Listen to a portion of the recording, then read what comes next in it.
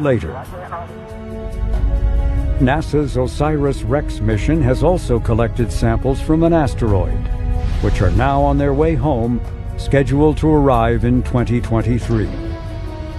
The technology advances from JPL's Deep Space One mission were put to use on the laboratory's Dawn mission.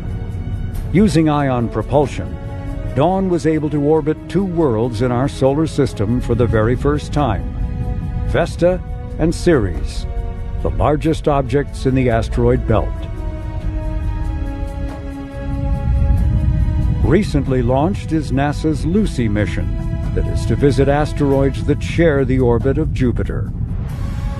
And Psyche, a spacecraft managed by JPL, will soon be on its way to an asteroid made not of rock or ice, but metal. Flying a spacecraft propelled by a solar sail finally succeeded in 2019 with the Planetary Society's tiny LightSail 2 spacecraft. This publicly funded mission stayed in Earth orbit for 3 years before re-entering the atmosphere. A more recent NASA solar sail mission failed to deploy.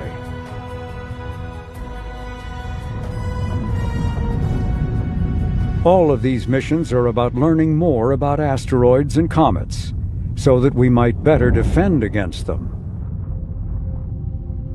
One element of planetary defense is called mitigation. What might be done should a near-Earth object threaten our planet? There are lots of mitigation ideas. Putting a solar sail on the asteroid, throwing rocks off the surface. There's gravity tractors. Just using the gravitational attraction between the asteroid and the spacecraft and thrusting on the spacecraft, you could move the asteroid off its Earth impacting course if you had enough time. There's the impactor, which would be my favorite because it's so simple. And DART mission and the Deep Impact mission demonstrated the fact that we can run into these targets if need be. In a worst-case scenario, if you had a large object and little time, you could use a nuclear explosion. Much like the Armageddon movie in '98. We'd have to bring back Bruce Willis. But the three most important things for mitigating a potential Earth impact are to find them early, and find them early before they find us.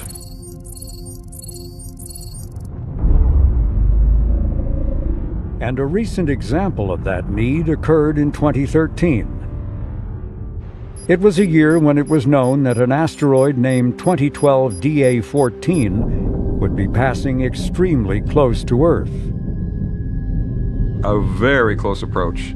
And it was going to come within the ring of geosynchronous satellites. So that's really close. It's almost scary close in the sense that you want to see whether it's going to hit any satellites. But we knew that it would not hit. And we had been tracking this for about a year and predicting this close approach. So it was an event. And we had a NASA TV show hosted here at JPL in which we were planning to talk all about the close approach. There's nothing to worry about, going to come really close, and these things are rare, but we know that it's not going to hit. Now, DA14 is not a threat. It will not hit the Earth.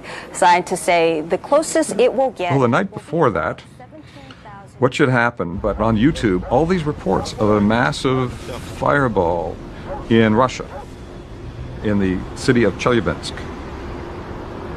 A lot of the videos were from dash cams. And they showed a really massive fireball coming in that was clearly much brighter than the sun. So that's a major event. It became evident that our little story of an asteroid coming really close to the satellites was being totally preempted. Well, right now I am joined by Paul Chodas. And Paul, we probably have to address right off the top this meteor that hit Russia overnight. What an exciting day. We feel like it's like in a shooting gallery here. We have two rare events of near-Earth objects approaching the Earth on the same day. What can you tell us about this? anything at this point? First of all, the two events are unrelated. The meteor over Siberia and over Russia was not related to the asteroid 2012 DA, and they're not in the same trajectory, the same orbit. It's simply a coincidence that they happen to hit and come near the Earth at the same day. How big was this meteor?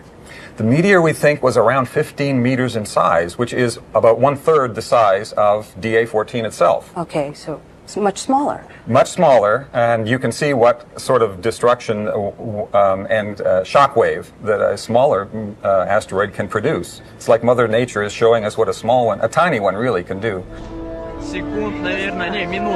The energy released is estimated to have been equal to a TNT blast of 500 kilotons.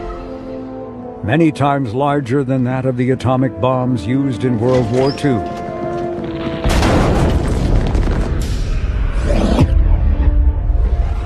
The shock wave blew out windows.